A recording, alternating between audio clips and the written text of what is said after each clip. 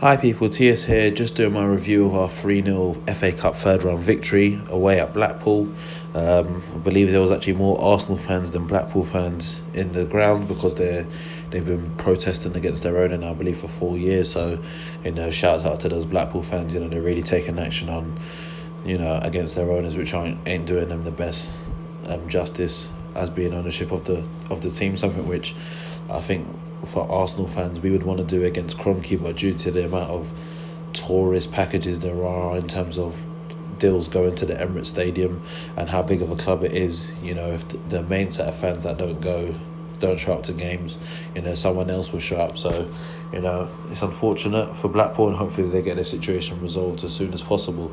Back to the game, it was what I thought was relatively a comfortable victory. I think when we was at 1-0, I think they had a couple of opportunities, but, they wasn't clinical, and, there was no time we really looked at any sort of threat. I thought most of the players had quite a good game. I thought Cech did relatively well. I thought Jenkinson, had one of his better games. Obviously, Willock scoring 2. Actually just robbed of a hat-trick. Not robbed, but, it was offside. It was unfortunate. But, he stepped up every time he's been brought into the first team so far. This season, no matter if it's Blackpool we're playing, he definitely looks like a player that can do a job and fill a void. And people say that both his goals were tap-ins, but he has to be in those areas, and those are the same sort of areas that someone like a Ramsey is usually in.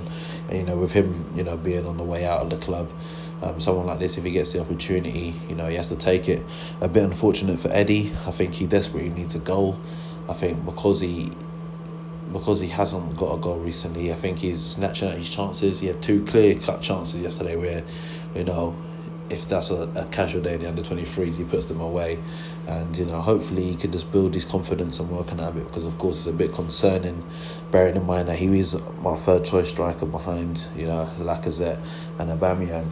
But other than that, I thought that Elneny had quite a good game. I thought Ainsley Maitland did quite well. He's playing further up the pitch, and, he's a very good professional. He'll slot and play left back, right back.